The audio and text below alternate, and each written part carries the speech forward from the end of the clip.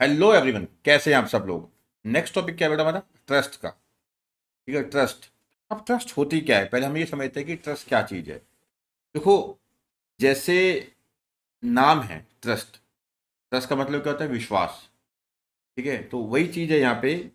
यहाँ पे क्या है कि ट्रस्ट में क्या होता है कि एक इंडिविजुअल है, मान लीजिए एक इंडिविजुअल है, जैसे मैं ही हूँ मान लो। मेरी दो डॉटर्स हैं। मुझे चिंता रहती है कि हाँ भाई यार, इनकी पढ़ाई लिखाई की, कल को मुझे कुछ हो गया तो उसकी जो बच्चों की पढ़ाई लिखाई है वो कैसे हैंडल होगी, सब कुछ कैसे होगा। ठीक है, तो मैंने क्या किया, एक ट्रस्ट बनाई। एक ट्रस्ट बनाई जिसमें मैंने क्या किया, मिस्टर ए को क्या किया मैंने, यहाँ पे जिम्मा लगाया, ट्रस्टी बनाया यहाँ पे। ठीक है, इसको एक प्रॉपर्टी दे दी मैंने अपनी, एक प्रॉपर्टी दी। और मैंने बोला कि तुमने क्या करना है, इस प्रॉपर्टी को लुक आफ्टर करना है, लेट आउट करना है। जो रेंट आएगा वो मेरी डॉटर है, XY+Y मान लीजिए एग्जाम्पल के तौर पे। तो उन्हें क्या है कि जो भी रेंट आएगा इनको डिस्ट्रीब्यूट करना है, आपने जो आपके खर्चे हैं यहाँ पे डिडक्ट करके। तो यहाँ पे जो ए है वो क्या है कि एज ए ट्रस्टी काम करता है, as a trustee, as a trustee. और जो इंडिविजुअल है, मैं मुझे क्या बोलेंगे, सेटलर, जिसका जो ऑनर था तो बोल देते सेटलर, या ऑथर बोल देते हैं, ऑथर ऑफ द ट्रस्ट, या सेटलर ऑफ द ट्रस्ट, या owner of the trust, owner बोल देते हैं। ठीक है, मेन वर्ड यूज होता है यहाँ पे सेटलर या ऑथर। ठीक है, एक है जिसने ट्रस्ट सेटअप की, ट्रस्टी है जो एक तरह का लीगल ऑनर बन जाता है। एक्चुअल ऑनर तो कौन था एसेट्स का? मैं था, इंडिविजुअल। तो जो ट्रस्टी है इसे क्या बोलते हैं? Legal owner. अब ये एसेट्स में डील कर सकता है as per the trust deed, legal owner of the trust assets. ठीक है, और थर्ड पर्सन कौन होता है? बेनिफिशियरी, जिसके बेनिफिट के लिए ट्रस्ट बनाई जाती है, जिसके बेनिफिट के लिए क्या बेटा, ट्रस्ट बनाई जाती है। तो आपको याद रखना है, यहाँ पे तीन पार्टीज हैं। एक है सेटलर या ऑनर कह सकते हैं। ठीक है, एक है सेटलर या क्या बोलते हैं इसको, ऑनर बोल देते हैं। ठीक है, और दूसरा क्या है कि ट्रस्टी, जो ट्रस्ट की एसेट्स को लुक आफ्टर करता है। ठीक है, पहला कौन हो गया यहाँ पे? सेटलर हो गया। ठीक है, वो ऑनर बोल दिया हमने। ठीक है, हु सेटल द ट्रस्ट या हु क्रिएट्स द ट्रस्ट। ठीक है, ठीक है, ऑनर ऑफ प्रॉपर्टी है। ठीक है, सेकंड कौन हो गया? ट्रस्टी। ट्रस्टी कौन है? जो क्या है कि, सॉरी, जो क्या है कि ट्रस्ट की जो एसेट्स हैं उसको लुक आफ्टर करता है। ट्रस्ट की बेटा जो एसेट्स है उसको लुक आफ्टर कौन करता है? ट्रस्टी। ठीक है, ट्रस्टी क्या होता है बेटा, जो ने बताया लीगल ऑनर है एसेट्स का। क्या है? Legal honour. लीगल ऑनर होता है ये of the assets of the trust. ठीक है, ये ट्रस्ट की एसेट्स का क्या है बेटा? लीगल ऑनर है, लीगल ऑनर। और थर्ड आता है यहाँ पे बेनिफिशियरी, जिसके बेनिफिट के लिए ट्रस्ट बनाई जाती है। अब यहाँ पे मैं बड़ी इंपॉर्टेंट चीज़ बताने वाला हूँ, उसको ध्यान से समझना। ठीक है, बेनिफिशरीज। ठीक है, for home trust is created, इनके बेनिफिट के लिए ट्रस्ट क्रिएट की गई है। अब मान लीजिए, अगर बेनिफिशरीज क्या हैं कि कुछ इंडिविजुअल्स हैं, कुछ सेलेक्ट इंडिविजुअल्स हैं या ग्रुप ऑफ इंडिविजुअल्स हैं। ठीक है, अगर ट्रस्ट जो बनाई गई है, ठीक है, फॉर सेलेक्ट इंडिविजुअल्स,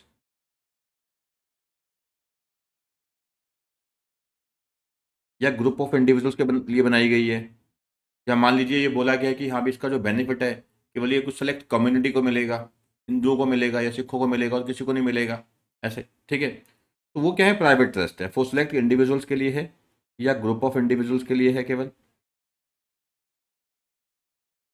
ठीक है, या कुछ स्पेसिफिक कम्युनिटी के लिए है, स्पेसिफिक कम्युनिटी। इसे हम क्या बोलते हैं बेटा?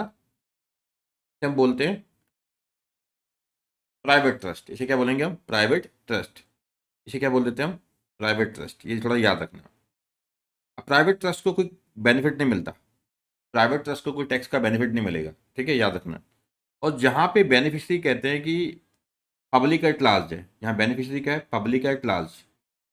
जैसे अब आपने मंदिर देखे होंगे, गुरुद्वारे देखे होंगे, चर्च है, वहाँ पे कोई भी बंदा जा सकता है। ठीक है, लंगर चल रहा है, कोई भी खा सकता है। ठीक है, तो वो क्या है कि जो ट्रस्ट बनाई जाती हैं पब्लिक एट लार्ज के लिए बनाई जाती हैं, ठीक है। उसका एक मकसद होता है कि अपने धर्म का प्रचार करना, जैसे मान लो मंदिर है या गुरुद्वारा कोई चर्च है, बेशक वो अपने जो रिलीजन है उसको प्रोपेगेट कर रहे हैं, प्रचार कर रहे हैं उसका, ठीक है, बट ऐसा थोड़ी ना है कि वह भी किसी और रिलीजन को वो एंटर नहीं करने देते या कोई लंगर नहीं खा सकता, ऐसा कुछ नहीं होता, ठीक है। ये चैरिटेबल ट्रस्ट होती है, जैसे मान लीजिए कुछ हॉस्पिटल्स होते हैं, कोई चैरिटेबल हॉस्पिटल है, तो ऐसा तो नहीं होगा कि खाली वहाँ पे हिंदू जाके इलाज करवा सकता है या मुस्लिम जाके इलाज करवा सकता है, ऐसा नहीं होता, तो कोई भी बंदा वहाँ जाके इलाज करवा सकता है। तो मतलब वो जो चैरिटी है या रिलीजन है, ये पब्लिक एट लार्ज के बेनिफिट के लिए होते हैं, पब्लिक एट लार्ज के बेनिफिट के लिए, ठीक है।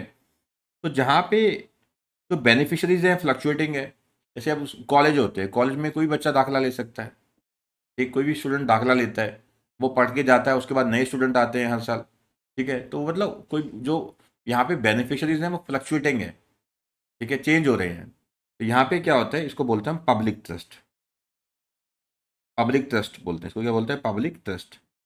तो याद रखिएगा, यहाँ पे टैक्स बेनिफिट मिलते हैं, ठीक है, टैक्स माफ होता है यहाँ पे, ठीक है। यहाँ पे कोई टैक्स बेनिफिट नहीं है, नो टैक्स बेनिफिट। और टैक्स बेनिफिट लेने के लिए ये याद रखना कि जो इसकी रजिस्ट्रेशन होती है ट्रस्ट की, इंडियन ट्रस्ट एक्ट 1882 के तहत मैंडेटरी होती है। ट्रस्ट का जो एक्ट है वो है इंडियन ट्रस्ट एक्ट 1882। तो याद रखना कि जो ट्रस्ट की जो रजिस्ट्रेशन है बेटा, ट्रस्ट की जो रजिस्ट्रेशन है वो क्या होती है, मैंडेटरी होती है, ठीक है। रजिस्ट्रेशन जो है वो क्या है, इज मैंडेटरी। ट्रस्ट की बेटा जो रजिस्ट्रेशन है दैट इज मैंडेटरी, ठीक है। और प्राइवेट में ऐसा कुछ भी नहीं है। चलिए अब मैं इसको इजी वे में समझा चुका हूँ, आपको जो टेक्निकल लैंग्वेज देखते हैं वो टेक्निकल भी आपको समझ आ जाएगी, डोंट वरी।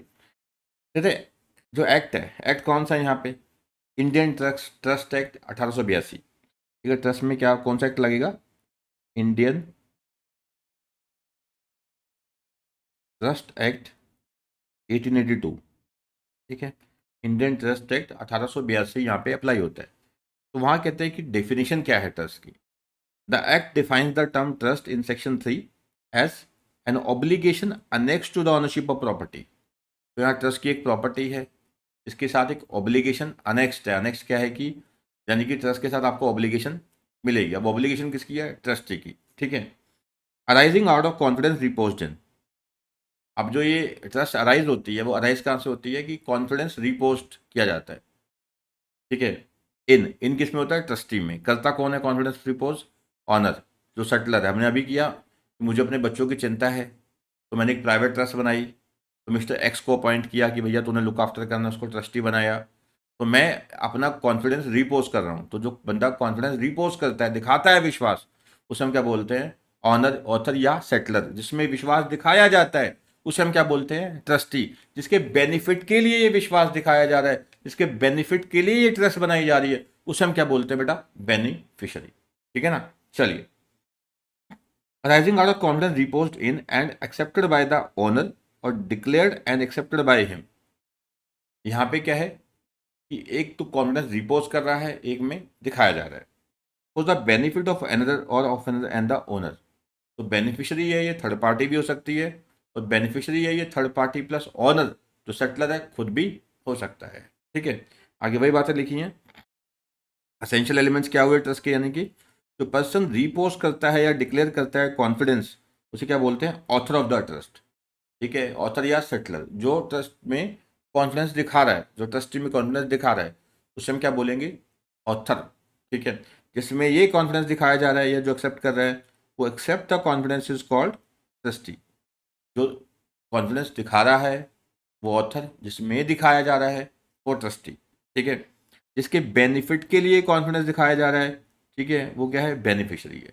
तो मतलब कहने का भाव क्या है, जो owner of the property of the trust है, actual owner of the property of the trust है, वो कौन हो गया, ऑथर हो गया, ठीक है। आप जो लुक आफ्टर करेगा, कि जिम्मेवारी है, ठीक है, जो एक obligation annexed to the ownership of the asset है, वो किसके सर पे है, ट्रस्टी के सर पे।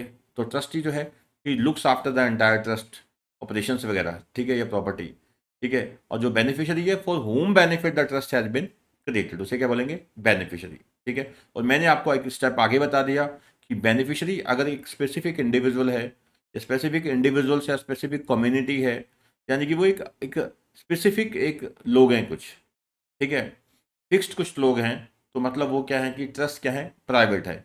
अगर एक जो बेनिफिशरीज है वो फ्लक्चुएटिंग बॉडी है, पब्लिक एट लार्ज है, तो ट्रस्ट मतलब क्या बेटा, पब्लिक है। ठीक है ना।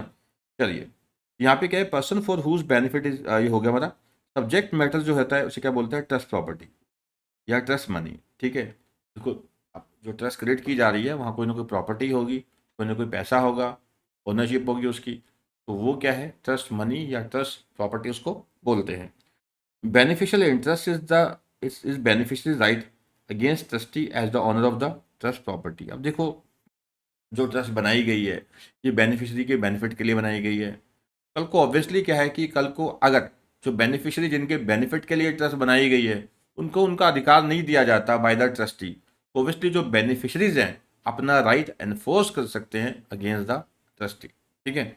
इंस्ट्रूमेंट जो है जिसके द्वारा ये ट्रस्ट बनाई जाती है, यानी कि एक एग्रीमेंट हो गया या एक डीड हो गई जिसके द्वारा ये ट्रस्ट बनाया गया है, उसे बोलते हैं हम इंस्ट्रूमेंट ऑफ ट्रस्ट, यानी कि ट्रस्ट डीड बोल सकते हैं उसको।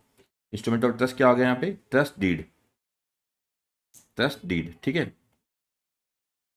चलिए बेटा, उसके बाद है person who can create the trust, कि कौन से ऐसे लोग हैं जो ट्रस्ट क्रिएट कर सकते हैं। देखो, जो भी बंदा जो कैपेबल है of entering into the contract as per Indian contract law, तो वो ट्रस्ट क्रिएट कर सकता है। जो भी बंदा, जो भी इंडिविजुअल्स या कंपनी वगैरह जो भी कैपेबल है of entering into the contract as per Indian contract law, वो ट्रस्ट क्रिएट कर सकता है।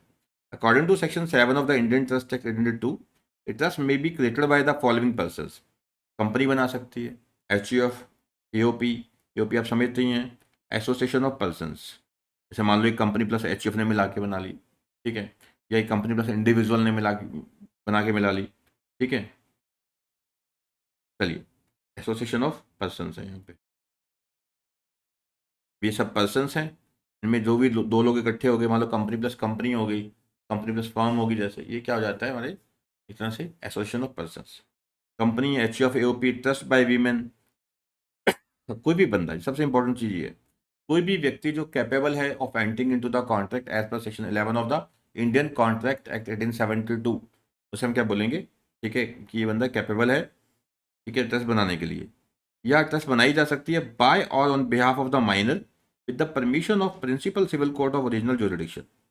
उस एरिया का जो भी प्रिंसिपल सिविल कोर्ट होगा उसकी परमिशन के साथ, उसकी परमिशन के साथ क्या है कि जो ट्रस्ट बनाई जा सकती है बाय और on behalf of the minor. ठीक है जी। चलिए बेटा आगे बढ़ते हैं। Person who can be a trustee, ये तो पहले था कि who can be A author. ठीक है, यानी who can be A author,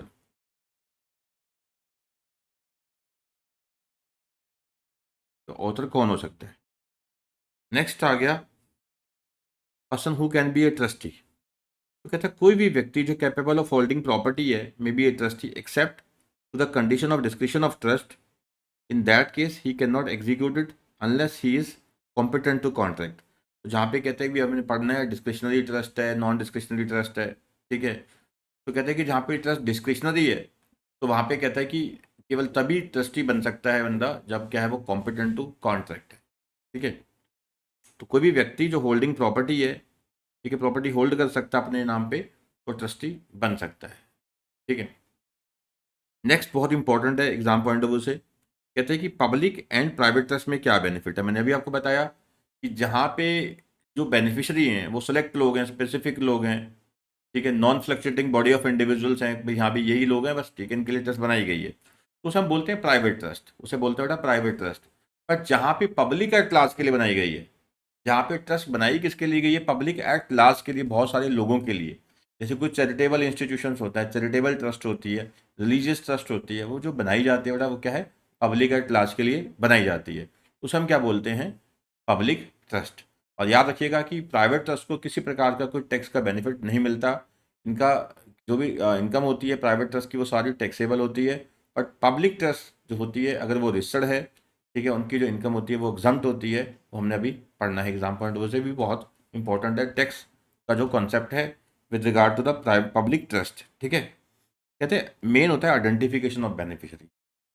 ठीक है, जो आइडेंटिफिकेशन ऑफ बेनिफिशरीज है एक सिंपल वे है डिफ्रेंशिएट करने का कि ट्रस्ट प्राइवेट है या पब्लिक। मैंने भाई समझा रहा हूँ बार बार, अगर जो बेनिफिशरीज हैं सेलेक्ट पर्सन है, सेलेक्ट ग्रुप ऑफ पर्सन है, तो मतलब वो जो ट्रस्ट है वो क्या है, प्राइवेट है। या पब्लिक एट लार्ज है तो मतलब वहाँ पे क्या है, तो ट्रस्ट है वो पब्लिक है, ठीक है। With the beneficiaries makeup a large और सब्सटैंशियल बॉडी ऑफ पब्लिक, तो बहुत सारी पब्लिक में, ठीक है, इनके बेनिफिट के लिए ट्रस्ट बनाई जा रही, तो मतलब ट्रस्ट क्या है, पब्लिक है। Then the trust in question is public. A public trust exist for the purpose of its objects the members of an uncertain and fluctuating body. ये याद रखना, सिंपल है। ये पब्लिक का क्लास में क्या है, जो मेंबर्स हैं अनसर्टेन है फ्लक्चुएटिंग बॉडी के, यानी बहुत लोग हैं, लाखों लोग हैं जिसका बेनिफिट ले रहे हैं, ठीक है। जैसे मान लीजिए कोई धार्मिक संस्थान है, आज कोई उसका बेनिफिट ले रहा है, कल कोई और ले रहा है। चैरिटेबल इंस्टीट्यूशन है, मान लीजिए कोई मेडिकल चैरिटेबल इंस्टीट्यूशन है, आज ए इलाज करवा रहा है, कल बी करवा रहा है, कल सी करवा रहा है। तो ऐसे क्या है कि जो जो बेनिफिशरीज हैं वो एक अनसर्टेन है, कोई भी आ सकता है वहाँ पे, फ्लक्चुएटिंग बॉडी है, ठीक है। And is manage by a board of trustee. तो ये जो पब्लिक ट्रस्ट होती हैं उसमें जो ट्रस्टी है पूरा बोर्ड होता है। जैसे आपने देखा होगा स्कूल कॉलेज वगैरह होते हैं, तो वहाँ बोर्ड ऑफ ट्रस्टी होते हैं, एक हेड ट्रस्टी होता है, फिर ट्रस्टी मेंबर ट्रस्टी होते हैं वहाँ पे, ठीक है। Is manage by a board of trustee if however the beneficiaries are a narrow and specific group such as the employees of a company then the trust is private. जैसे कुछ specific लोगों के लिए बनाई गई है, एक कंपनी ने ट्रस्ट बनाई केवल अपने एम्प्लॉयज़ के बेनिफिट के लिए, ठीक है, तो ये क्या है, ट्रस्ट क्या है, प्राइवेट है, ठीक है। In a public trust the interest is vested in uncertain, वही बात बार बार आ रही है। तो यहाँ पे जो बेनिफिट है वो क्या है, पब्लिक एट लार्ज को है, अनसर्टेन एंड फ्लक्चुएटिंग बॉडी को है, ठीक है। और यहाँ पे क्या है कि पब्लिक है या पब्लिक की क्लास है, ठीक है, और दे आर जनरल पब्लिक और class there of. In a private trust यहाँ बेनिफिशरीज डेफिनेट हैं, सेलेक्टिव हैं कुछ, ठीक है, या ग्रुप ऑफ इंडिविजुअल्स हैं, ठीक है। तो यहाँ पे जो बेनिफिशरीज हैं वो ऐसा नहीं है कि जन पब्लिक एट लार्ज है, ठीक है, या फ्लक्चुएटिंग है। Beneficiaries are definite and uncertain individuals, ठीक है। The domains are different. Public trust जो होती है have larger and wider domains, whereas private trust है कोई लिमिटेड एंड नैरो डोमेन, मतलब कोई वाइडर पर्पस के लिए बनाई जाती है पब्लिक ट्रस्ट, कि बहुत लोगों को बेनिफिट पहुंचाना है, लॉन्ग टर्म पर्पस होते हैं, कि समाज में बदलाव लेके आना है, समाज में ये चीज़ करना है हमने, ठीक है। बट जो एक सामाजिक बुराइयां उसको दूर करने के लिए कई टाइम बनाई जाती हैं, ठीक है। तो प्राइवेट ट्रस्ट है, उसका एक जो व्यू होता है, उसका जो होराइजन है वो बड़ा लिमिटेड होता है, नैरो होता है। मैंने एग्जाम्पल ली थी कि मुझे केवल अपने 2 बच्चों के बेनिफिट के लिए एक ट्रस्ट बना ली, ठीक है ना। जैसे हम बात कर रहे थे कि एक ट्रस्ट बनाई गई है for the benefit of employees of a company, ये तो प्राइवेट ट्रस्ट है। बेशक हो सकता है कि उस कंपनी के 5 लाख एम्प्लॉइज हों, ठीक है, बट वो है तो उस कंपनी के एम्प्लॉयज़ के बेनिफिट के लिए ना। कल को मान लो कंपनी के एम्प्लॉय, कंपनी बंद हो जाती है, तो ठीक है, अब वो एम्प्लॉय, कंपनी खत्म तो वो एम्प्लॉयज़ भी नहीं रह गए वहाँ पे, तो ट्रस्ट खत्म। पब्लिक एट लास्ट के लिए नहीं है, ठीक है। A trust for the benefit of employees of a company however numerous would not be considered as public trust. कहते हैं बेशक बहुत सारे एम्प्लॉयज़ हैं उस कंपनी के, तब भी वो ट्रस्ट क्या है, पब्लिक नहीं मानी जाएगी। For example an industrialist who creates a trust for the benefit of his 5,000 people, the spouses and children, तो ये भी क्या है, प्राइवेट है, because the beneficiaries are known. अगर एक इंडस्ट्रियलिस्ट है, उसके बहुत सारे एम्प्लॉयज़ हैं, उन्होंने अपने एम्प्लॉयज़ के लिए, उनके बीवी बच्चों के लिए एक ट्रस्ट बनाई, बट फिर भी ये ट्रस्ट क्या है, प्राइवेट है, क्योंकि यहाँ पे जो एम्प्लॉयज़ हैं, बच्चे हैं, बीवी हैं, वो पता है भी ये है। While a public trust is set up for what is called uncertain and fluctuating body of person, तो यहाँ पे क्या, it is possible to create a sectarian और communal trust as public charitable trust. जैसे हम धर्म के प्रचार के लिए, हिंदू मुस्लिम सिख, ठीक है, ईसाई, तो धर्मों के प्रचारों के लिए क्या है कि हम ट्रस्ट बना सकते हैं, ठीक है। There are trust which are only for specific religious community, ठीक है। पर जहाँ पे केवल एक रिलीजियस कम्युनिटी के लिए, केवल इसका बेनिफिट हम इस कम्युनिटी को ही देंगे और किसी को नहीं देंगे, तो ट्रस्ट बेटा क्या है, प्राइवेट है, वो पब्लिक ट्रस्ट नहीं कहलाती, ठीक है। कहते there are trust which are only for specific religious communities. However, such trust may not be tax exempt. वैसे ट्रस्ट जो है वो टैक्स एग्जाम्प्ट नहीं होती, ठीक है। तो प्राइवेट ट्रस्ट क्या है, याद रखिएगा, यहाँ पे, ठीक है, यहाँ पे जो बेनिफिशरीज हैं, ठीक है, वो क्या आइडेंटिफाइड है, ठीक है, आइडेंटिफाइड है, नोन है। यहाँ पे क्या है कि पब्लिक एट लार्ज होती है, लार्ज है, ठीक है। यहाँ पे क्या है कि दैट इज फ्लक्चुएटिंग बॉडी है, ठीक है, चेंज होते रहते हैं। यहाँ पे क्या है कि टैक्स बेनिफिट जो है, प्राइवेट के केस में कोई टैक्स बेनिफिट नहीं मिलेगा, प्राइवेट ट्रस्ट के केस में, बट यहाँ मिलेगा। इस केस में क्या है कि टैक्स बेनिफिट मिलेगा। ठीक है, चलिए बेटा आगे बढ़ते हैं। मैंने कलर चेंज कर दूँ, ठीक है। नेक्स्ट आ गया एग्जम्पशन अवेलेबल टू ट्रस्ट। जो हम बात कर रहे हैं इंपॉर्टेंट है ये, कि क्या एग्जम्पशन है एक ट्रस्ट को, एग्जम्पशन क्या दी जाएंगी एक ट्रस्ट को। प्राइवेट को मैंने बोला कोई किसी प्रकार की एग्जम्पशन नहीं है, पब्लिक को है, कि पब्लिक ट्रस्ट को है। Exemptions available to trust are primarily governed by the provisions of Income Tax Act 1961. 1961. The exemption has to be read keeping in mind whether the trust is a public or private है, क्या है, ठीक है, charitable है, religious है, what type of trust is it, ठीक है। Certain की exemptions are listed below, important है याद रखना। Exemption under section 10 of the income tax act 1961। तो यहाँ कहते हैं कि total tax exemption is available for certain types of trust which include those which are formed for any of the activities related to the sports। कहते हैं पहले बताया कि कौन से जो टाइप्स ऑफ ट्रस्ट है, इनको क्या है, कौन सी ऐसे ऑब्जेक्टिव्स हैं जिनके लिए जो ट्रस्ट बनाई गई है उनको एग्जम्पशन मिलेगी। जैसे कहते हैं स्पोर्ट्स है, एजुकेशन के प्रमोशन के लिए है, जैसे स्कूल कॉलेज हो गए, ठीक है, साइंटिफिक रिसर्च है, प्रोफेशंस है कुछ, या और promotion of khadi and village based industries, hospitals etcetera are notified as charitable और रिलीजियस इंस्टीट्यूशन। तो चैरिटेबल एंड रिलीजियस इंस्टीट्यूशंस हैं, ठीक है, उनको क्या है कि सेक्शन 10 में एग्जम्पशन मिलती है। फिर सेक्शन 11 में बात की गई है भी कौन से प्रकार की इनकम माफ होगी। तो कहते हैं कोई भी इनकम है, प्रॉफिट है, गेन्स हैं obtained by trust from a property. अगर एक प्रॉपर्टी से कोई इनकम आ रही है हेल्ड बाय द ट्रस्ट, कोई भी इनकम आ रही है, प्रॉपर्टी जो हेल्ड की गई है ट्रस्ट के द्वारा, established wholly for the purpose of religious or charitable nature shall not be included in the total income of trust। तो सेक्शन 10 में बोला गया भी यहाँ भी इन पर्पसेस के लिए अगर ट्रस्ट बनाई गई है तो इनको क्या है कि टैक्स की एग्जम्पशन मिलेगी। 11 में बोलते हैं कि अगर जो ट्रस्ट है उसकी जो प्रॉपर्टी की इनकम है वो सारी की सारी क्या है, अगर, ठीक है, वो सारी की सारी माफ़ हो जाएगी अगर जो ट्रस्ट बनाई गई है वो क्या है, Holi Holi Holi wholly for the purpose of religious और चैरिटेबल नेचर है। ट्रस्ट का टोटल पर्पस जो है, ठीक है, टोटल जो पर्पस है तो रिलीजियस और चैरिटेबल है, तो प्रॉपर्टी से इनकम सारी माफ हो जाएगी, ठीक है। In such income shall not constitute to part of trust income, therefore it is not taxable. Our as per section 13, ये सेक्शन कौन सा है ये, ठीक है, ये इनकम टैक्स की बात हो रही है। There are certain situations where tax exemptions under 11 are not applicable, such instances include where.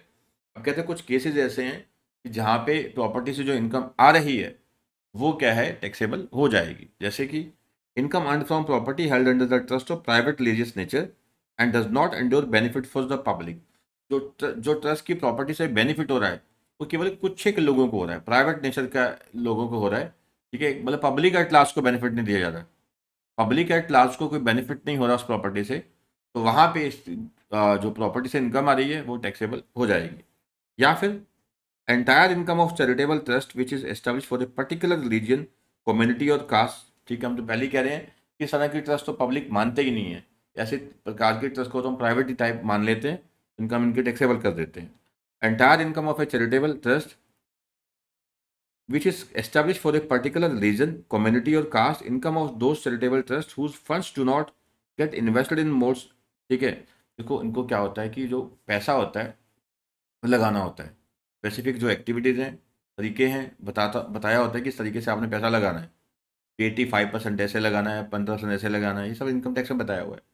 तो जिस तरीके से बोला गया है कि आपने पैसा लगाना है उस तरीके से नहीं लगाया जा रहा, और जो बेनिफिट दिया जा रहा है चैरिटी का या रिलीजन का वो पर्टिकुलर कम्युनिटी को, कास्ट को दिया जा रहा है, तो इनकम टैक्सेबल हो जाएगी। या जो प्रॉपर्टी से जो इनकम आ रही है, ठीक है, वो पब्लिक एट लास्ट को कोई बेनिफिट नहीं हो रहा, तो इसलिए क्या है कि वहाँ पे किस काहे की टैक्स एग्जम्पशन दी जाए, ठीक है। तो 10 में बोला गया कि हाँ भी इन ऑब्जेक्टिव्स के लिए ट्रस्ट बनाई गई है तो हम क्या करेंगे, माफ़ कर देंगे, ठीक है। तो यहाँ पे ऑब्जेक्टिव्स टाइप बता दिया गया, ठीक है। 11 में क्या बताया कि इनकम फ्रॉम ए प्रॉपर्टी है, जो ट्रस्ट की प्रॉपर्टी है, ठीक है, उससे कोई इनकम आ रही है तो वो माफ़ हो जाएगी अगर ये पब्लिक क्लास के बेनिफिट के लिए यूज़ की जा रही है। अगर ये स्पेसिफिक कम्युनिटी के लिए यूज़ की जा रही है, रिलीजन के लिए यूज़ की जा रही है, ठीक है, या कोई पब्लिक एट लार्ज को बेनिफिट नहीं दे रही, फिर ये टैक्सेबल हो जाती है, ठीक है ना। चलिए बेटा आगे बढ़ते हैं। ये सेक्शन 12 की बात हो रही है, the income that are excluded from the computation of taxable income of trust और सोसाइटी आर एज फॉलोज। अब कौन सी कहते हैं कि ऐसी इनकम्स हैं, कौन सी ऐसी इनकम्स हैं जो ट्रस्ट के इनकम में ऐड नहीं होगी, यानी जिस पर टैक्स ऑब्वियसली फिर नहीं लगेगा। पहला, जो प्रॉपर्टी से इनकम आ रही है, अभी हम जो पढ़ के आए थे, ठीक है, जो प्रॉपर्टी से इनकम आ रही है, मैं आपको एक तरीके से समझाऊंगा आपको ताकि याद हो जाए इजिली। जो प्रॉपर्टी से इनकम आ रही है, that is held under the authority of trust with the purpose which are holy charitable और रिलीजियस इन नेचर। तो प्रॉपर्टी से इनकम आ रही है, जो प्रॉपर्टी क्या है कि टोटली 100% क्या है, चैरिटेबल और रिलीजियस नेचर के पर्पस के लिए यूज़ की जा रही है, ठीक है। उसके बाद आप कीजिए जो 6 पॉइंट, जो वॉलंटरी कॉन्ट्रीब्यूशन आते हैं toward the corpus of trust. जैसे एक मंदिर है, मंदिर में लोग बहुत चंदा दे के जाते हैं, दान करते हैं, वॉलंटरी कॉन्ट्रीब्यूशन हैं, ठीक है, तो वो क्या है, माफ़ है, उसके वो क्या है, इनकम में काउंट नहीं होंगे, वो total income of the trust में ऐड नहीं होंगे, कोई टैक्स नहीं लगेगा, ठीक है। या फिर क्या है कि जो ट्रस्ट बनाई गई है for the benefit of any socially and economically backward caste, SC ST और वीमेन और चिल्ड्रन, इनके लिए बनाई गई है, तो कोई टैक्स नहीं लगेगा। आई रिपीट दिस पॉइंट, अगर वॉलंटरी कॉन्ट्रीब्यूशन हैं तो माफ़ हैं, या ट्रस्ट SC ST या वीमेन चिल्ड्रन के बेनिफिट के लिए बनाई गई है, ठीक है, या जो प्रॉपर्टी है उसका यूज़ किस लिए हो रहा है, होली फॉर द चैरिटेबल और रिलीजियस पर्पस हो रहा है, ठीक है। उसके अलावा याद रखिएगा, कहते हैं कि income which is kept aside to the extent that does not exceed 25% of total income received in lieu of the property. तो कहते हैं कि देखो आपने क्या किया, 100 रुपये आपको आया, 75% आपने यूज़ कर दिया उसी पर्पस में, और 25% अभी रख लिया साइड पे कि चलो बाद में यूज़ कर लेंगे, तो ये भी फिर एग्जाम्प्ट है इसमें, ये नहीं कि आप जो 25% है उसको आप टैक्सेबल कर दोगे। Income which is kept aside to the extent that does not exceed 25% of total income received in lieu of property, ठीक है। तो प्रॉपर्टी से इनकम आ रही है, आपने 25% तक साइड पे रखी है, बाकी लगा दी उसी पर्पज पे, तो कोई दिक्कत नहीं है, माफ है। In case of charitable trust specifically those form before 1 April 1961, income which is acquired from the property which is held partially for the religious और charitable purposes within India.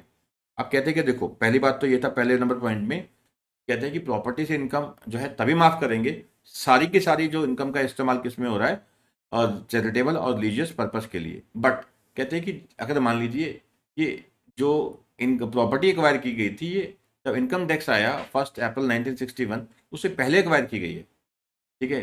वो ट्रस्ट जो कहते हैं इन केस ऑफ चैरिटेबल ट्रस्ट जो specifically दो form था पहले बनाई गई हैं, वो चैरिटेबल ट्रस्ट जो इनकम टैक्स एक्ट 1961 आने से पहले बनाई गई हैं, ठीक है, और which is acquired from the property which is held partially from religious और charitable purposes within India.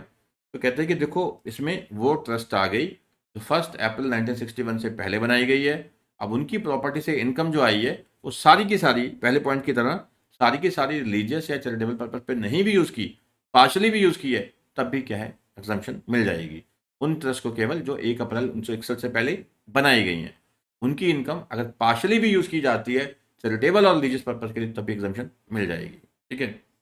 In furtherance of above case, ये पॉइंट नंबर 3 को आगे बढ़ा दिया, the income which is set apart to certain extent and which does not exceed 25% of total income. तो ऐसी जो income है उसका 25% साइड पे रख भी लिया है, तो कॉर्पस में डाल दिया, बाद में यूज़ करेंगे, बाकी यूज़ कर लिया सेम पर्पज़ के लिए, कोई दिक्कत नहीं है, माफ़ कर देंगे सर।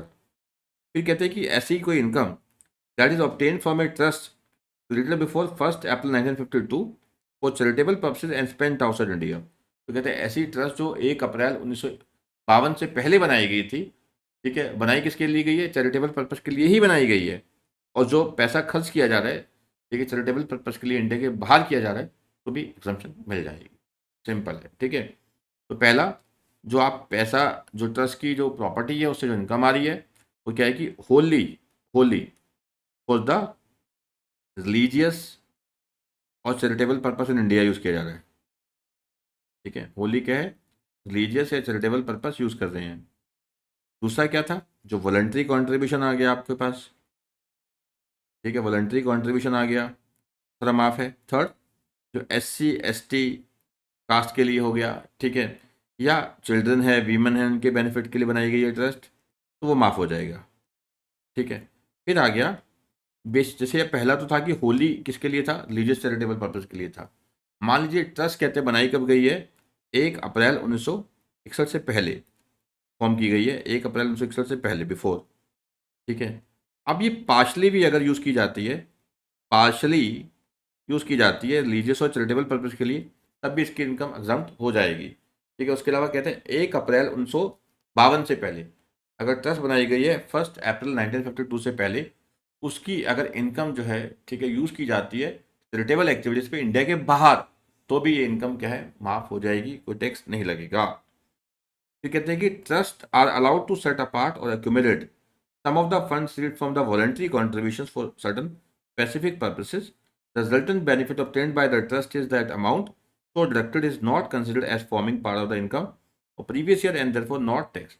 जो ट्रस्ट होती हैं उनको अपनी इनकम का कुछ हिस्सा संभाल के रखना होता है फॉर सर्टन स्पेसिफिक पर्पसेस। ठीक है। जैसे मान लीजिए 100 रुपये है, उसमें से 15 रुपये रख दिया। ठीक है। रखना क्या है, स्पेसिफिक पर्पस के लिए। तो ठीक है, अब ये स्पेसिफिक पर्पस के लिए जो अलग रखा भी गया है, तो ऐसा नहीं कि ये टैक्सेबल हो जाएगा, ये भी एग्जम्प्ट रहेगा।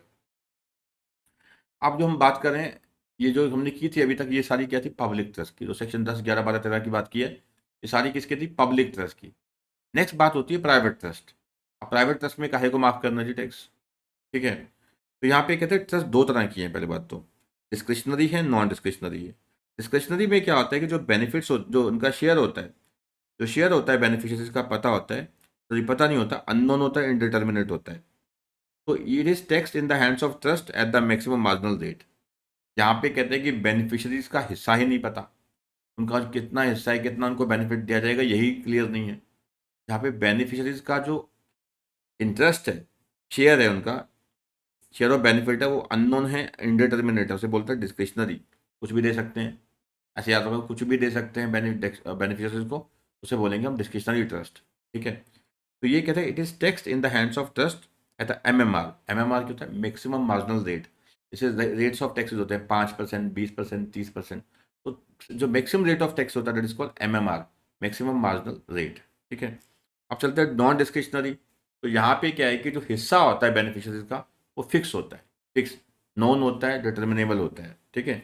इन case of non discretionary trust, all income is taxable in the hands of beneficiaries. तो जहाँ पे उनका बेनिफिशरीज का हिस्सा पता है, बेनिफिशरीज का हिस्सा पता है, डिटर्मिनेट है, नॉन है, तो इनकम जो टैक्सेबल होगी बेनिफिशरीज के हैंड में, जहाँ नहीं पता तो ट्रस्ट के हैंड में एट एमएमआर। ठीक है। But if the beneficiaries are minor, तो माइनर की इनकम तो फिर पता ही है आपको, जो फादर या mother whose income is higher before adding such income, taxable हो जाएगी उसके हाथ में। Income is to be added या club with that of parent with the higher income. Income tax का पॉइंट है, 64 सेक्शन है। ठीक है। फिर कहते हैं कि section 161 subsection 1A of income tax act 1961 provided if the any part of income of such a trust includes profit and gains on business, then aforesaid principle of section 161 subsection 1 would be ignored and the entire income of trust including any profit and gains from business would be liable to income tax at the MMR।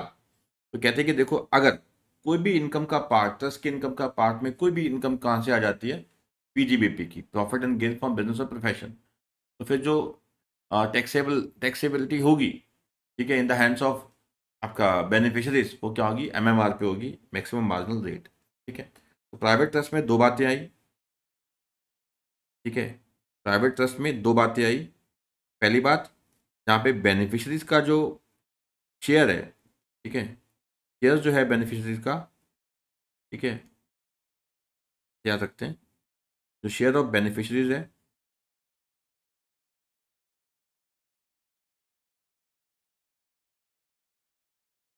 ठीक है, वो क्या है, दो cases होंगे, एक है non है, एक अननोन है। एक नॉन है,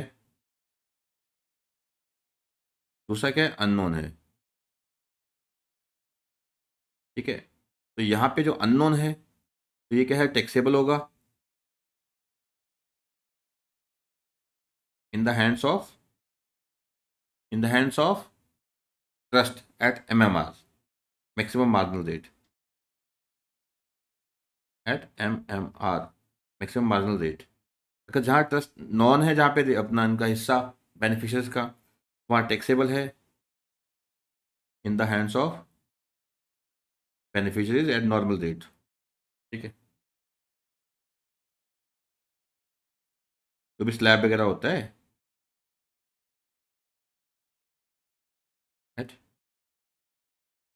normal rates.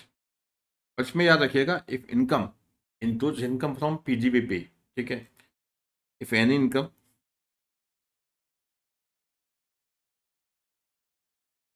From profit and gain from business profession, then entire income taxable at the rate of MMR, then ये उसी को पद का पार्ट है, then entire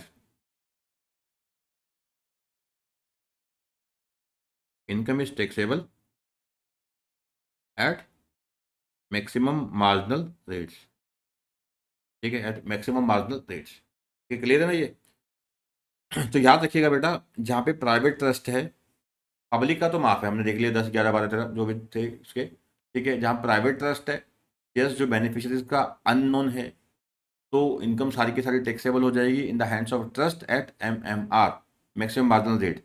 जहाँ पे नोन है बेनिफिशियरीज का शेयर इन बेनिफिट्स सब पता है, तो फिर वो बेनिफिशियरीज के हाथ में टैक्सेबल होगा नॉर्मल रेट्स पे। पर इनकम अगर पीजीबीपी की आ रही है, साथ में बिजनेस एंड प्रोफेशन की आ रही है, तो फिर सारी की सारी इनकम टैक्सेबल हो जाएगी in the hands of beneficiaries at MMR, ठीक है, मैक्सिमम मार्जिनल रेट। तो कहते हैं टैक्स प्लानिंग क्या बोलती है फिर? कहते हैं कि देखो, बिजनेस की इनकम ना हो अच्छा है, ठीक है, अगर बिजनेस की इनकम होगी, सारा का सारा टैक्स क्या है फिर MMR पे आ जाएगा, ठीक है, वाट लग जाएगी, यानी कि thus the tax planning requires that trustee should not have any income in the nature of PGBB, ठीक है, profit and gain from business profession ना हो इन द ट्रस्ट, अदरवाइज क्या होगा, सारी की सारी इनकम जो है वो टैक्सेबल हो जाएगी, ठीक है, एट MMR, यानी कि मैक्सिमम मार्जिनल रेट के हिसाब से सारी की सारी इनकम टैक्सेबल हो जाएगी। फिर नेक्स्ट है, आपने ट्रस्ट बनानी है, तो आप ट्रस्ट डीड बनाइए।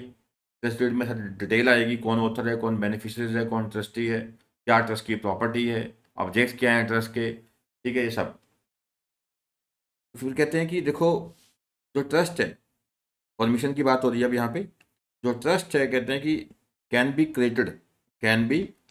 Created by any person over 18 years of age, 18 साल से ऊपर का कोई भी व्यक्ति ट्रस्ट बना सकता है, and mentally sound and capable of understanding, ठीक है, वो ये ना हो कि, ठीक है, 18 साल से ऊपर का है पर वो मेंटली साउंड नहीं है, ठीक है, तो ऑब्वियसली भाई अनसाउंड माइंड का ना हो, नहीं, सिंपल जो एक capable of entering into contract होना चाहिए। मतलब before registration of trust the following aspects have to be decided, trust का नाम क्या है, पता क्या होगा ट्रस्ट का, ठीक है, ऑब्जेक्ट्स क्या होंगे ट्रस्ट के, चैरिटेबल या रिलीजियस होंगे, settler, one settler of the trust, two trustees of the trust, property of trust movable है इमूवेबल है, मतलब सब कुछ जो बेसिक डिटेल है वो पहले डिसाइड करनी है। क्रिएशन ऑफ ट्रस्ट डीड, अब ट्रस्ट डीड में क्या है कि सारी की सारी टर्म्स एंड कंडीशन आ जाएंगी, कि ट्रस्ट किस बेस पे बनेगी, क्या उसका टर्म्स एंड कंडीशंस होंगी, क्या बेनिफिशियरीज, कौन कौन बेनिफिशियरीज होंगे, बेनिफिशियरीज के जो राइट्स ऑन ऑब्लिगेशंस क्या है, उनका क्या हिस्सा होगा, ठीक है, ये सब बातें क्या है ट्रस्ट डीड में आती हैं। ट्रस्ट में B created by any language sufficient to show the intention and no technical words are necessary। Even के शब्द ट्रस्ट यूज करना भी कोई जरूरी नहीं होता ट्रस्ट डीड में। यहाँ भी हम ट्रस्ट क्रिएट कर रहे हैं, ये ट्रस्ट वर्ड भी यूज करना जरूरी नहीं है, बट यानी कि इतना जरूर होना चाहिए कि आपके जो ट्रस्ट डीड की जो लैंग्वेज है, इस वे में वो लिखी जा रही है, उससे इतना तो पता लग जाए कि यहाँ भी जो ट्रस्ट का पर्पस है, इसका पर्पस यही है कि जो बेनिफिशरीज हैं उसको हमें बेनिफिट पहुँचाना है, ठीक है। Trust may even be created by the use of words which are primarily words of conditions. Trust कहते हैं कि जो may even be created by use of words, ये क्या है, क्रिएट की जा सकती है यूज ऑफ वर्ड्स के द्वारा, जो क्या है कि प्राइमरली क्या है, वर्ड्स ऑफ कंडीशन है, but such words will constitute a trust only where the requisites of a trust are present. तो मतलब जो ट्रस्ट के रिक्विजिट्स हैं वो प्रेजेंट होने चाहिए ट्रस्ट डीड में, पता लगे कि यहाँ भी यहाँ पर्पस क्या था, कि यहाँ भी कॉन्फिडेंस रीपोज करना इन the trustee for the benefit of beneficiaries. तो वही जो मैं बोल रहा हूँ कि जो वर्ड जो है ट्रस्ट, इसका इस्तेमाल और ट्रस्ट डीड में ये भी कोई मैंडेटरी नहीं है। The terms of grant or will make it clear that an obligation is actually annex to the ownership of the trust property, ठीक है। तो जब आप ट्रस्ट डीड की लैंग्वेज इस प्रकार हो, ये क्लियर हो कि जो ऑब्लिगेशन अनेक्स की जा रही है to the property of the trust, ठीक है, for the benefit of beneficiaries in which the trust is being created या शोन इन द ट्रस्टी। फिर ट्रस्ट डीड में क्या आ जाएगा, जनरली क्या क्या बातें आती हैं, ऑथर का नाम हो गया, ट्रस्टी यानी कि सॉरी सेटलर, ट्रस्टी का नाम वगैरह हो गया, जो बेनिफिशरीज अगर मान लो नॉन है बेनिफिशरीज, तो बेनिफिशरीज के नाम आ जाएंगे। पब्लिक एट लार्ज है तो वहाँ थोड़ी ना आएगा, वहाँ तो सीधे लिखेंगे पब्लिक एट लार्ज बेनिफिशरी है। ठीक है, नाम by which the trust shall be known, इस नाम से ट्रस्ट जानी जाएगी। प्लेस वेयर इट्स प्रिंसिपल और other office shall be situated, the property that shell devolve upon the trustee. ठीक है, मतलब कौन सी ऐसी प्रॉपर्टीज है जिनका लीगल ऑनर होगा trustee. In terms of Section 20 of the Indian Registration Act, a deed of trust relating to immovable property must contain a description of property sufficient to identify it for the purpose of registration. तो जहाँ पे trust deed में क्या है कि immovable property involve है, तो ये क्लियर होना चाहिए कि हाँ भाई जो प्रॉपर्टी है उसकी आइडेंटिफिकेशन, इतना जगह का नंबर ये है, इसका प्रॉपर्टी नंबर ये है, इसके आगे पीछे ये है, इसे प्रॉपर्टी आइडेंटिफाई की जा सके। Intention to divorce trust property upon the trustee, क्योंकि यहाँ पे ऑथर की प्रॉपर्टी होती है, अब ये इसका लीगल ऑनर को इसको बनाना होता है ट्रस्टी को, तो वही कह रहे हैं कि इंटेंशन होना चाहिए ऑथर के द्वारा, सेटलर के द्वारा, कि जो प्रॉपर्टी है वो डिवोर्स की जा रही है ट्रस्टी में। अब लीगल ऑनर कौन है? ट्रस्टी है, ये डील कर सकता है इस प्रॉपर्टी में in accordance with the trust deed. ठीक है ना, सिंपल बातें हैं सारी। The intention should be express in unequivocal. ठीक है, अनइक्विवल क्या होता है? मतलब होता है क्लियर, अनएम्बिगुअस, क्लैरिटी होनी चाहिए। ठीक है, इंटेंशन जो है बिल्कुल क्लियर होना चाहिए, क्लियर लैंग्वेज में होना चाहिए, एक रीजनेबल डिग्री ऑफ सर्टेनिटी होनी चाहिए कि पर्पस जो है वो ट्रस्ट क्रिएट करने का है। तो no particular or technical words are necessary, yet the words use must be capable of definite meaning. जो भी शब्दावली का आप इस्तेमाल कर रहे हो ट्रस्ट डीड में, उसे क्लियर हो जाएगी मकसद क्या है कि ट्रस्ट को बनाना ही है। ठीक है, जो ट्रस्ट का पर्पस है, ऑब्जेक्ट है, वो उसमें होना चाहिए। ठीक है, ट्रस्टीज को कैसे अपॉइंट किया जाएगा, रिमूव किया जा सकता है, रिप्लेस किया जा सकता है, उनके राइट्स पावर ड्यूटीज़ क्या होंगी, ये सब बातें क्या हैं ट्रस्ट डीड में आनी चाहिए। उसके अलावा जो बेनिफिशरीज हैं उनके राइट्स एंड ड्यूटीज़ क्या होंगे। ठीक है, किस प्रकार से जो ट्रस्ट है कल को बंद की जा सकती है, उसका मोड एंड मेथड क्या होगा। ठीक है, तो ये सब बातें क्या हैं ट्रस्ट डीड में आ जाएंगी। तो बेसिक बातें होगी। ठीक है, ऑथर का नाम, ट्रस्टी का नाम, ट्रस्ट का प्लेस आ गया, बेनिफिशरीज कौन है, उनका अगर प्राइवेट ट्रस्ट है तो उनका हिस्सा क्या है। ठीक है, और नॉन जो भी नॉन शेयर है उनका ट्रस्ट में, बेनिफिट्स में। पब्लिक है तो अगर पब्लिक ट्रस्ट है तो पब्लिक एट लार्ज का आ जाएगा उसमें कि ऑब्जेक्ट क्या है, बेनिफिट देना पब्लिक एट लार्ज को। तो उसके अलावा जो ट्रस्ट का पर्पस क्या है, ऑब्जेक्ट क्या है, ठीक है, क्या प्रोसीजर है जिस तरीके से जो ट्रस्टी है उनको अपॉइंट किया जा सकता है, हटाया जा सकता है, रिप्लेस किया जा सकता है। अब बेनिफिशरीज के क्या राइट्स ड्यूटीज होंगे, ट्रस्ट को कैसे बंद किया जा सकता है। ये बेसिक बातें क्या हैं कि ट्रस्ट डीड में आनी चाहिए। अब obtain the signatures of settler, trustees and witnesses at the appropriate places। अब कहते हैं देखो, जो भी ऑथर है उसकी फ़ोटो चिपकेगी, साइन होंगे उसके, ठीक है, स्टैम्प लगेगी। ठीक है, उसके अलावा क्या है कि गवाही होंगी, जो ट्रस्टी है क्योंकि उसकी जिम्मेवारी आगे आने वाले टाइम में, तो ट्रस्टी के साइन हो जाएंगे, फ़ोटो लगेगी उसकी। ठीक है, तो photographs and ID proof is also to be furnish. The deed must be witness by at least two witness, तो दो लोगों की गवाही पड़ेगी ट्रस्ट डीड के साथ। The settler must sign all the pages of the trust deed, print the trust deed and stamp paper of appropriate value depending on the stamp duty. देखो, अब स्टैम्प ड्यूटी जो है एक स्टेट सब्जेक्ट होता है, हर एक राज्य का मुद्दा होता है क्या, अपना जो स्टैम्प ड्यूटी है। अब स्टैम्प ड्यूटी के जो भी स्टैम्प पेपर्स होते हैं उसके ऊपर एक ट्रस्ट डीड लिखी जाएगी, और उसकी वैल्यू क्या होगी स्टैम्प पेपर की, ये हर एक स्टेट का अपना अलग होता है। Register the original deed in a sub registrar office paying registration charges. The photocopy of the deed is also required to be submitted. Photocopy of the deed should also contain the signature of settler on all the pages. एक तो original deed जो है उसकी copy जमा होगी, ठीक है, और एक फोटोकॉपी जमा होगी कहाँ पे, सब रजिस्ट्रार के ऑफिस में। ओरिजिनल डीड जो है वो रजिस्टर होने के बाद क्या है, वापस ट्रस्टी के पास आ जाएगी। At the time of registration the settler and the witnesses must be personally present with the ID proof in the original. जब सब रजिस्ट्रार के पास रजिस्ट्रेशन होगी तो सेटलर जो है, गवाह हैं, वो पर्सनली प्रेजेंट होने चाहिए आईडी प्रूफ के साथ, ओरिजिनल फोटो होती है उनकी। ठीक है, सब रजिस्ट्रार फोटो कॉपी रख लेगा, जो मैंने बताया, ओरिजिनल कॉपी जैसे प्रॉपर्टी की रजिस्ट्रेशन होती है, तो प्रॉपर्टी की एक तो ओरिजिनल सेल एग्रीमेंट होता है साथ में उसकी एक फोटो कॉपी होती है, तो फोटो कॉपी सब रजिस्ट्रार के पास रह जाती है, ओरिजिनल जो है वो प्रोसेसर को दी जाती है। ऐसे ही क्या है कि जो ट्रस्ट डीड की ओरिजिनल कॉपी आ जाएगी वापस ट्रस्टी के पास, ठीक है, और जो फोटो कॉपी है वो सब रजिस्ट्रार अपने पास रखता है। Thereafter, trust can apply for permanent account number for the trust and open a bank account for it as a separate entity। ठीक है, तो अब ट्रस्ट बन चुकी है, अब क्या है कि इसका एक अलग से एक बैंक खाता ट्रस्ट का अलग से खुलवाया जाएगा बैंक में। ठीक है, the requirement to register a trust deed are as follows.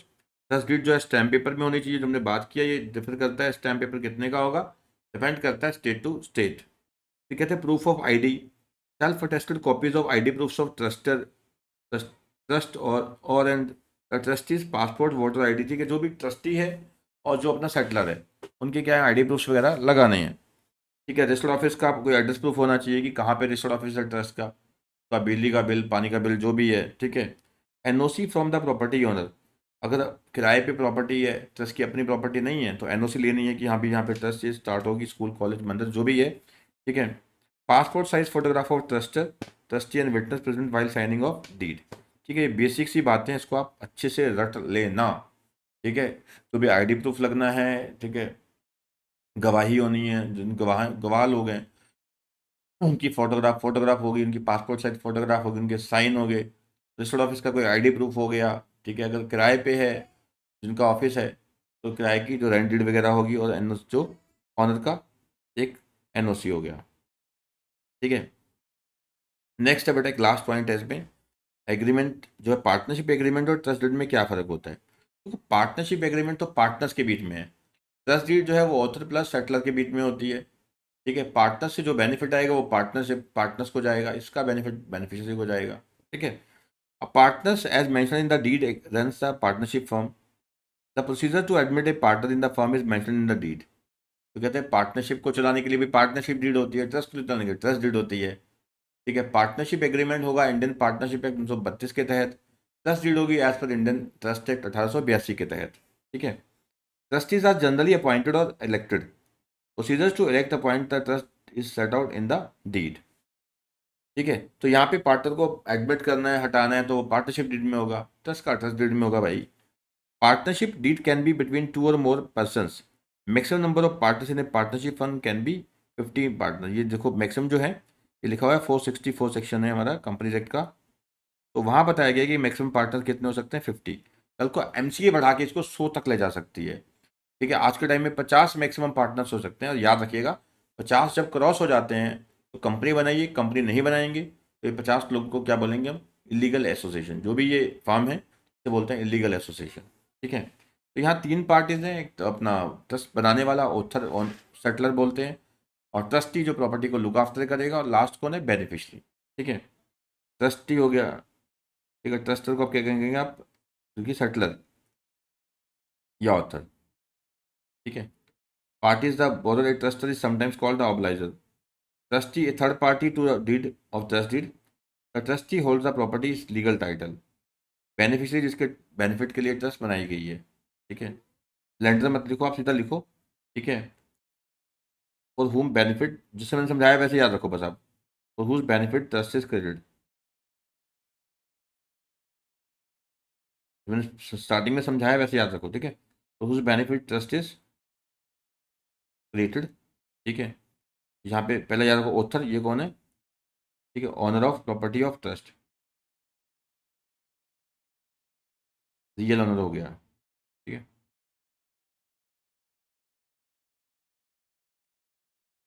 ठीक है जी।